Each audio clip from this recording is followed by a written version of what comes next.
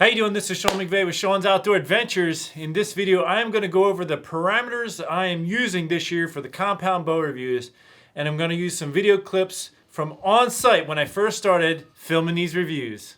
First and foremost, I'll be using 350 grain arrows, shooting the bow at 70 pounds, 30-inch draw. That's standard IBO measurements. That's where manufacturers typically set the bows up in order to test their IBO speed rating. You'll also notice I don't have fletch on the arrow. That is because some places will have whisker biscuits on the bows, some will not. Fletching will slow the arrow down going through a whisker biscuit, and I want to get the most accurate readings I possibly can for you, so I have no fletch on the arrow. Next, I'll be using a Fletcher Outsider release. This release is a thumb trigger activated release. So I will be doing the firing with my thumb, not the finger. This is here for stabilization. The reason I'm using this release is twofold. One, a handheld release, there's always a risk of it slipping out of your hands, and I don't want to damage a bow with that accidentally happening. Secondly, so having the wrist strap, keeps me from having that accidental slip happen. Secondly, I do like the thumb activated release. It's easy to just gently push it and not punch the trigger like you often do with the finger. So I'll have my finger behind the trigger as I'm trained to do in all situations when I'm not firing, and I'll be doing the firing with my thumb. If something like this is interesting to you, I'll put a link for it in the description section. Next, I will be shooting the bow through a chronograph at exactly 36 inches from the foot of the tripod.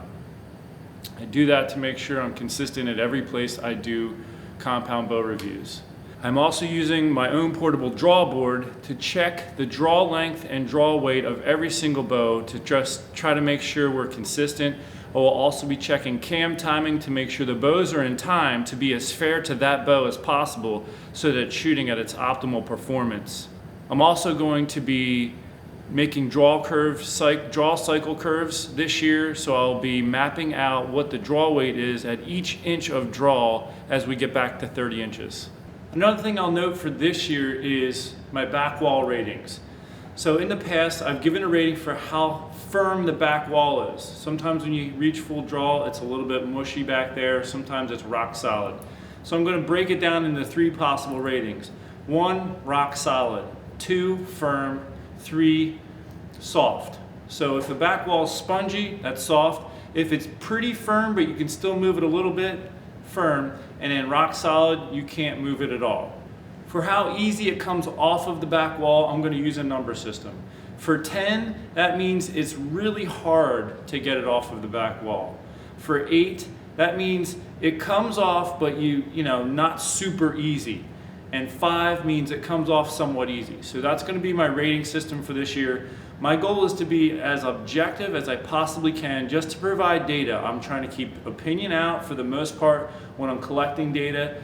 There may be a little bit of my opinion in the very end of series, like as far as my personal preference, but for the most part I'm trying to provide data so we can get apples to apples comparison between the bows, and that hopefully will help people make a buying decision. Lastly, I will be using a decibel meter reading just to get an idea of how much noise we're producing with the bow. Another thing I want to note for this year's videos is I often get questioned about my decibel meter readings. I set the decibel meter right underneath the chronograph for the shooting, and some people say that the sound of the arrow hitting the target is louder than the sound of the bow going off. I just did a test.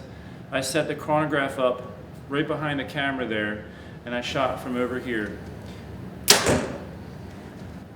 I then set the chronograph halfway between me and the target itself. So I moved this twice as close to the target that it normally is, and twice as far from where the bow is. And the meter reading came in lower than it does when the bow goes off. So I hope that answers any of people's questions who have been complaining about that over the years. Okay, so that is the parameters for this year's compound bow reviews. I hope it clears up any questions.